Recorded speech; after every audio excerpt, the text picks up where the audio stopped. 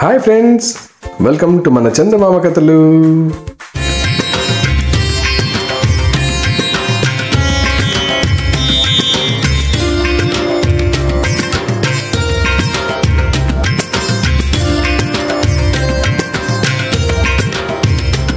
ఈరోజు తెలివితేటలకు సంబంధించిన మరొక కథతో నేను మీ ముందుకు వచ్చాను.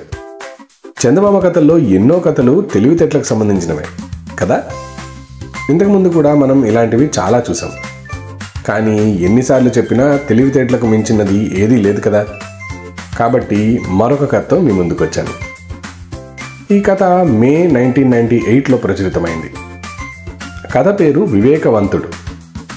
వివేకవంతుడు అంటే వైజ్ పర్సన్ అని అర్థం. తెలివితేటలకి విజ్డమ్కి చాలా చిన్న తేడా ఉంది. అదేంటో తెలుసా? తెలివితేటలు అనేది మనం వేరే వాళ్ళని చూసి కూడా నేర్చుకోవచ్చు.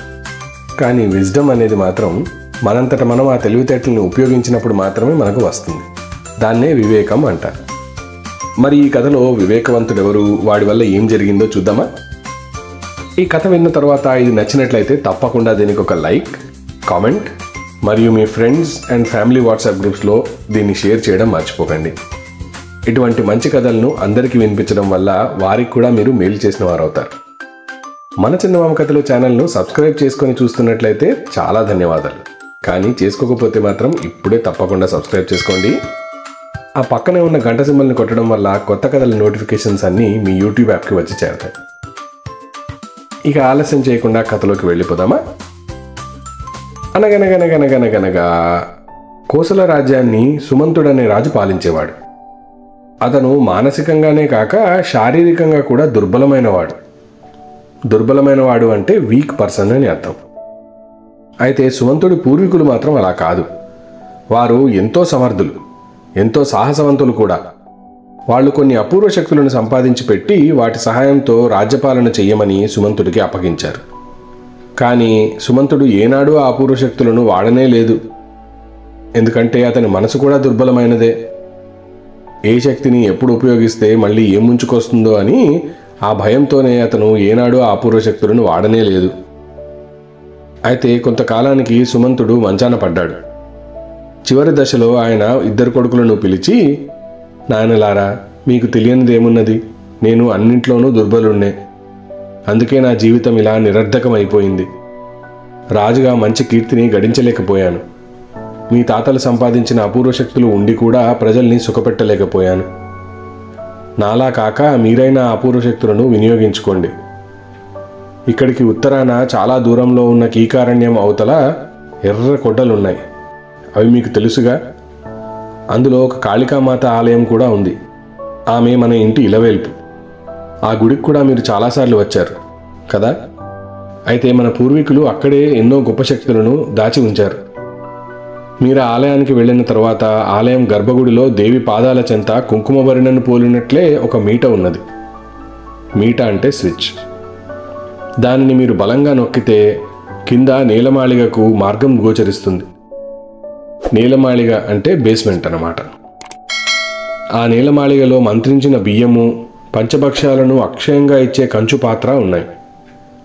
ఆ బియ్యాన్ని తీసుకొచ్చి కాళీమాతను స్మరించి నేల మీద చల్లితే వేలకు వేల సైన్యం పుట్టుకొస్తుంది.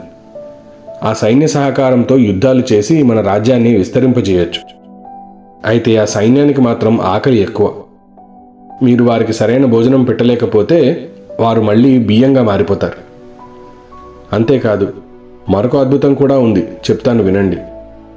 ఎప్పుడైనా మన రాజ్యంలో వానలు కురవకపోతే, కరువు కాటకాలు వచ్చినప్పుడు కరువు భూతం అని ఒకటి వస్తుంది. అది నానా అల్లకల్లోలం సృష్టిస్తుంది. రాజుగా ఉన్నవాడిని ఆటంకపరచడానికి చూస్తుంది. అలాంటప్పుడు శుచిగా స్నానం చేసి దేవిని ఉపాసన చేసి కాళీమాత చేతిలో ఉన్న ఖడ్గాన్ని తీసుకొని వస్తే ఆ ఖడ్గం మహిమ వల్ల ఎక్కడికి వెళ్ళినా అక్కడ అద్భుతంగా వర్షాలు కురుస్తాయి. ఈ 3 అపూర్వమైన వస్తువులతో మీరు ఈ రాజ్యాన్ని కళకళలాడేలా చేయొచ్చు, లేదా నాశనం కూడా చేయొచ్చు. అది ఇప్పుడు మీ చేతుల్లోనే ఉంది. మన తాత ముత్తాతల పేరు నిలబెట్టండి అని చెప్తూనే ప్రాణాలు విడిచాడు. సుమంతుడు చనిపోగానే పెద్దవాడు రాజయ్యాడు. కొంతకాలం గడిచాక వర్షాలు కురవక రాజ్యంలో కరువు ఏర్పడింది. రోజులు గడిచే కొద్దీ ఆకలి చావులు కూడా మొదలయ్యాయి. అలాంటి సందర్భాల్లో సుమంతుడు చెప్పినట్టే కరువు భూతం వచ్చింది. అది మళ్ళీ వానలు కురిస్తే తప్ప మాయమవ్వదు. అది ఉన్నన్నాళ్ళు కరువు రోజుల్లో రాజ్యమంతటా అరాచకం సృష్టించేది, పేదవాళ్లను బాధించేది, ఆకలితో ఉన్న వాళ్లను ఏడిపించి ఆనందించేది. ఇలాంటి సమయంలో పెద్దవాడు మంత్రులతో సమాలోచనలు చేశాడు. మహిమగల కత్తిని తెచ్చి వర్షాలు కురిపించి కరువు లేకుండా చేద్దామని నిర్ణయించుకున్నాడు. ఒకనాడు వాడు కొంత సైన్యాన్ని వెంటబెట్టుకుని కాళీ ఆలయానికి బయలుదేరాడు. అప్పుడు చిన్నవాడు వచ్చి, అన్నయ్య నేను కూడా తోడురానా అని అడిగాడు. దానికి పెద్దవాడు వెటకారంగా నవ్వి, నాకు దారి తెలుసు, గుర్రపు స్వారీ తెలుసు, ఇక తోడంటావా? 100 మంది సైనికులు నా వెంట ఉండనే ఉన్నారు, ఇక నీతో పనేమిట్రా అని గుర్రాన్ని అదిలించి ముందుకు సాగాడు. వాడు 3 వంతుల అరణ్యాన్ని దాటేసరికి ఎక్కడి నుంచో సుడిగాలిలా కరువు భూతం దూసుకొని వచ్చింది. వాళ్లకు అడ్డుగా నిలిచింది. చెట్లను విరిచి వారి దారిలో పడేసింది. వెంటనే సైనికులు తమ చేతిలోని ఈటలను దానికేసి విసిరారు. బాణాలు ఎక్కుపెట్టి దానిమీద వదిలారు. కానీ కరువుభూతం ఈటలను బాణాలను అడ్డుకొని వాటికి సమాధానంగా కట్టెలను కొమ్మలను విసిరేసింది. మహిమగల కత్తిని తెచ్చి వానలు కురిపిస్తే తప్ప నాకు చావు రాదు. ఆ పని కోసం మీరు బయలుదేరానని నాకు ముందుగానే తెలుసు. మిమ్మల్ని ముప్పు తిప్పలు పెట్టి 3 చెరువుల నీళ్లు తాగిస్తాను చూడండి అంటూ ఉఫ్ఫుమని నోటితో హోరుగాలిని సృష్టించింది. ఆ గాలిలో చెక్కుకున్న పెద్దవాడు వాడి సైనికులు నగర శివార్లలోకి వెళ్లి పడ్డారు. ఇది చూసి ఆ మర్నాడు చిన్నవాడు ఒంటరిగానే గుర్రం మీద కాళికాదేవి ఆలయానికి బయలుదేరాడు. వాడు తెలివిగా పగలంతా అరణ్యం బయటే గడిపి రాత్రివేళ అరణ్యాన్ని దాటాడు. అందువల్ల కరువుభూతం వాడిని గుర్తించలేకపోయింది. వాడు కాళీమాత ఆలయాన్ని చేరి కొలంలో స్నానం చేసి నిలువెత్తు కాళికామాత విగ్రహానికి భక్తితో నమస్కరించి ఆ విగ్రహం చేతిలో ఉన్న కత్తిని తీసుకొని రాజధానికి బయలుదేరాడు. ఆ మరుక్షణమే ఆకాశంలో మబ్బులు కమ్మి వాడు వెళ్లిన చోటల్లా కుండపోతగా వర్షం కురవసాగింది. అలా 3 రోజులు ఎడతెరిపి లేకుండా వానలు కురిశాక కత్తిని యథాస్థానంలోకి ఉంచేశాడు చిన్నవాడు.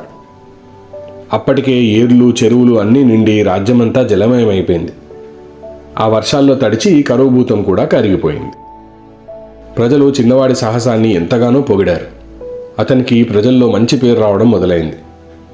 ఇది పెద్దవాడికి కంటగింపుగా మారింది. వాడికి చిన్నవాడంటే అసూయ మొదలైంది. అందుకే వాడు బాగా ఆలోచించి చిన్నవాడిని మించిన ఘనకార్యం ఏదైనా చెయ్యాలని ఆ మర్నాడే ఎవరికీ చెప్పకుండా కాళీ ఆలయానికి బయలుదేరాడు. వాడు కాళీ ఆలయానికి చేరుకోగానే దేవతకు నమస్కరించి గర్భగుడిలోని ఆ మీటరు నొక్కాడు. వెంటనే నీలమాళిగకు ద్వారం తెరుచుకుంది. వాడందులోకి వెళ్ళి అక్షయపాత్రను తీసుకుని బయటికి వచ్చాడు. మరుసటి రోజే నగరమంతా వాడిలా చాటింపు వేయించాడు. ప్రజలారా, మీరు ఎంత కష్టపడి పొలం పండించినా, రాత్రింబవళ్ళు కష్టించి శ్రమించి మీ వృత్తులు చేసినా అంతా తిండి కోసమే కదా. ఇక నుంచి మీరు ఆ శ్రమ పడనక్కర్లేదు. మీరు పంచభక్ష పరమాణాలు భుజించే ఒక మహత్తరమైన అవకాశాన్ని మన రాజుగారు కల్పిస్తున్నారు. అదేమిటంటే, రేపటి నుంచి మీ అందరి కోసం కోటలో విందు భోజనాన్ని సిద్ధంగా ఉంచుతాం. మీరు వచ్చి భుజించి సుఖించండి. ఇలాంటి చాటింపు ఇంతకుముందు ఎప్పుడూ వినలేదు ప్రజలు. కాబట్టి వెంటనే అందరూ బయలుదేరి రాజు కోట వద్దకు వెళ్లారు. ఇహ మరుసటి రోజు నుంచి కోటలో సంతర్పణలు మొదలయ్యాయి. ప్రజలు వేళకు వచ్చి అక్షయపాత్ర నుంచి వచ్చే విందు భోజనం చేసి పని పాట లేక నిద్రపోసాగారు. కులవృత్తులు కూడా మానేశారు. ఎవరు పంట పొలాలు పండించడం కానీ పశువులను చూసుకోవడం కానీ ఏమీ చేయడం లేదు. అందరూ సోమరులుగా తయారయ్యి మత్తుపానీయాల మత్తులో జోగుతున్నారు. చివరకు తమ గురించి తాము పట్టించుకోకుండా పిచ్చివాళ్లలా తయారైపోయారు. ఈ పరిస్థితుల్లో ఒకనాడు పెద్దవాడు రాజ్యంలో పర్యటించాడు. ఎక్కడ చూసినా వ్యవసాయం లేదు, పశుపోషణ లేదు. అందరూ పిచ్చివాళ్లలా తిరగడం, సోమరులుగా పడి ఉండడం, ఒక్కసారిగా శిథిలమైపోయి శ్మశానంలా మారిపోయిన తన రాజ్యాన్ని చూసి వాడికి ఎంతో బాధేసింది. వాడు మంత్రులను పిలిపించి సంప్రదించాడు. వాళ్ళంతా, ప్రభు, మీ నిర్ణయం అనుచితమైనది. మేము ఆనాడే మీకు చెప్పజూశాము, కానీ మీరు వినిపించుకోలేదు. ఈ అక్షయపాత్ర వల్ల రాజ్యానికి ఒరిగిందేమీ లేదు. పైగా అది ఎంతో నష్టాన్ని కూడా కలిగించింది మనకు. ప్రజల్లో కొందరు బుద్ధిమంతులు మిమ్మల్ని మతి చెలించిన వాడిగా భావిస్తున్నారు. ఎంతో ఆగ్రహంతో ఉన్నారు. మీరు ఏదో ఒక అద్భుత కార్యం చేసి రాజ్యంలోని ప్రజల మెప్పు పొందకపోతే కొద్ది రోజుల్లోనే వాళ్ళు మీ తమ్ముడికి తప్పకుండా బ్రహ్మరథం పడతారు అని చెప్పారు. తమ్ముడి మాట వినేసరికి అన్న మండిపడ్డాడు. వాడు అప్పటికప్పుడే అక్షయపాత్రని తీసుకెళ్లి నీలమాళిగలో పెట్టేశాడు. అక్కడున్న మంత్రించిన బియ్యాన్ని తీసుకుని బయటికి వచ్చాడు. ఆ కాళీమాతను తలుచుకొని వాటిని నేలపై చల్లాడు. ఆ మరుక్షణం అపారమైన సైన్యం పుట్టుకొచ్చింది. పెద్దవాడు మంత్రుల్ని, సైనాధిపతుల్ని అందరినీ సమావేశపరిచి, ఈ సైన్యంతో నేను అన్ని రాజ్యాలను జయిస్తాను. అందువల్ల నేను చక్రవర్తిని కావడమే గాక మనకు అపారమైన సంపద కూడా సమకూరుతుంది. ఇరుగు పొరుగు దేశాల మీద దాడి పథకాల్ని, వ్యూహాల్ని త్వరగా తయారు చేయండి నాకు. అప్పుడు ప్రజలకు నా ప్రతాపం ఎలాంటిదో తెలిసి వస్తుంది అన్నాడు గర్వంగా. 10 రోజులు గడిచి సైనికులు పరరాజ్యాల మీదకి దాడి ప్రారంభించకముందే వాళ్ళ ఆహారం కోసం ఖజానాలో ఉన్న డబ్బంతా ఖాళీ అయిపోయింది. దిక్కుతోచక పెద్దవాడు తల పట్టుకొని కూర్చున్నాడు. వాడలా ఆలోచిస్తున్నంతలోనే సైన్యమంతా తిరిగి మళ్లీ బియ్యంగా మారిపోయింది. దాంతో పెద్దవాడికి వెర్రెత్తిపోయినట్టయింది. నాకు ఈ రాజ్యము వద్దు, అది తెచ్చిపెట్టే సమస్యలు వద్దు. మా తమ్ముడినే వచ్చి పరిపాలన చేసుకోమని చెప్పండి. వాడెలా వెలగబడతాడో నేను చూస్తాను అంటూ అన్నీ వదిలేసి తన విలాస మందిరానికి వెళ్ళిపోయాడు. మంత్రులు, సైన్యాధికారులు అందరూ అతన్ని చూసి ఆశ్చర్యపోయారు. ఇక చేసేదేమీ లేక వారందరూ వెంటనే చిన్నవాడి దగ్గరికి వెళ్ళారు. జరిగిందంతా చెప్పి, అయ్యా, ఇప్పుడు మీరే మహారాజులు. వెంటనే కాళీ ఆలయానికి వెళ్ళి అక్షయపాత్రని తీసుకొని రండి. మంత్రించిన బియ్యాన్ని మరలా సైన్యంగా మార్చి వారికి భోజనం పెట్టండి. పరరాజ్యాలను జయించి చక్రవర్తులు కండి అని కోరారు. ఇందుకు చిన్నవాడు ఒప్పుకోలేదు. ఇటువంటివి చేయవచ్చు అని మా పూర్వీకులకు ముందే తెలుసు. అయినా కూడా వారెందుకు చేయలేదు? అది మీరెప్పుడైనా ఆలోచించారా? ఆ అద్భుతమైన శక్తులు నిరర్ధకంగా వాడకూడదు. వాటిని ఎప్పుడు వాడాలి అనేది మా తాతలు, తండ్రులు అందరూ ముందే చెప్పారు కదా. కాబట్టి నేను చెప్పింది వినండి. ఇప్పుడు మన ముందున్న సమస్య రాజ్యాలను జయించి చక్రవర్తులు కావడం కాదు. అక్షయపాత్ర కారణంగా వృత్తులన్నీ మానేసి సోమరిపోతుల్లా తయారైన ప్రజలను ఆ వృత్తులు మళ్లీ ప్రారంభించాల్సిందిగా చేయడం. అక్షయపాత్రను, కాళీమాత చేతిలో ఉన్న ఖడ్గాన్ని అక్కడే ఉండనిద్దాం. తిరిగి మళ్లీ ఆ కరువుభూతం వచ్చినప్పుడు మాత్రమే అవి ఉపయోగిద్దాం. మన సైనికుల ధైర్య సాహసాల మీద నాకు నమ్మకం ఉంది. వారి సహాయంతో, సరైన పథకాలతో మనం తప్పకుండా రాజ్యాలను జయించవచ్చు. కాబట్టి ఆ మంత్రించిన బియ్యాన్ని నమ్ముకోవడం వ్యర్థం. అత్యవసరమైన పరిస్థితుల్లో మాత్రమే ఆ అద్భుత శక్తులను ఉపయోగించి వాటి ప్రయోజనాన్ని పొందుదాం అన్నాడు. ఇందుకు మంత్రులు, సైన్యాధిపతులు అందరూ సంతోషించారు. అయితే మహారాజా, ఇప్పుడు మీ ఆజ్ఞ ఏమిటి అని అడిగారు. ప్రజలు సోమరితనాన్ని మాని ఎవరి వృత్తులు వాళ్ళు ప్రారంభించవలసిందిగా నా ఆజ్ఞగా దేశమంతటా చాటింపు వేయించండి. చాటింపు జరిగిన 24 గంటల్లో ఎవరైనా మారకపోతే వారిని కారాగారంలో వేస్తామని, వారికి కఠిన శిక్షలుంటాయని హెచ్చరించండి అన్నాడు చిన్నవాడు. వెంటనే అదే విధంగా దేశమంతా చాటింపు జరిగింది. చాలామంది ప్రజలు భయం వల్ల మళ్లీ వారి వృత్తులను ప్రారంభించారు. కొంతమంది తెలివిగలవారు అప్పటికే తమ వృత్తులను ప్రారంభించేశారు కూడా. కొద్ది రోజుల్లోనే కోసల రాజ్యం మళ్లీ సుభిక్షంగా తయారైంది. ప్రజలందరూ కష్టపడి తమ శ్రమని నమ్ముకొని ఎంతో గొప్ప గొప్ప విజయాలు సాధించారు. రాజ్యం మళ్లీ సుభిక్షంగా మారడంతో చిన్నవాడు గొప్ప రాజని అందరూ ఒప్పుకోక తప్పలేదు, పెద్దవాడు కూడా. మళ్లీ కోసల రాజ్యానికి కరువు భూతం ఏనాడు తిరిగి రాలేదు. చూశారు కదా, మంచి కథ కదా. అద్భుత శక్తులు ఉన్నాయనే విషయం పెద్దవాడికి తెలుసు, చిన్నవాడికి తెలుసు. కానీ వాటిని సరిగ్గా ఉపయోగించడం మాత్రం చిన్నవాడికే వచ్చింది. దాన్నే వివేకం అంటారు, అంటే విజ్డమ్. మనం ఈనాడు చూస్తున్నాం, ఎంతోమంది గొప్ప గొప్ప పొజిషన్స్లో ఉండి కూడా వాటిని దుర్వినియోగపరుస్తున్నారు. ఎంతోమంది అరాచకాలు చేస్తూ వారి పదవులను తప్పుగా ఉపయోగించుకుంటున్నారు. ఒక వివేకవంతుడైన వాడిని ఆ పదవిలో ఉంచితే వాడు తప్పకుండా తనకున్న పవర్స్ని మంచిగా ఉపయోగిస్తాడు. అదే ఒక అవివేకికి పట్టం కడితే పిచ్చివాడి చేతిలో రాయి ఉన్నట్లే ప్రపంచం తయారవుతుంది కదా. వచ్చే వారం మరొక మంచి కథతో మీ ముందుకు వస్తాను. అంతవరకు సెలవు, బాయ్. ఈ కథ కనుక మీకు నచ్చినట్లయితే తప్పకుండా దీన్ని లైక్ చేయండి, మీ ఫ్రెండ్స్ అందరితో షేర్ చేయండి. మా ఛానల్ని సబ్స్క్రైబ్ చేయడం మాత్రం మర్చిపోవద్దు. మీ అద్భుతమైన కామెంట్స్ ని నాకు తెలపండి. దాంతో కొత్త కథలను మీ ముందుకు తీసుకొచ్చేటప్పుడు ఎటువంటి కథలను తీసుకురావాలనేది నాకు తెలుస్తుంది. ఆ పక్కనే ఉన్న గంట సింబల్ ని కొట్టండి. దాంతో కొత్త కథల నోటిఫికేషన్స్ అన్ని మీ యూట్యూబ్ యాప్ కి వచ్చి చేరుతాయి. వచ్చే వారం మరొక అద్భుతమైన కథతో మళ్ళీ మీ ముందుకు వస్తాను.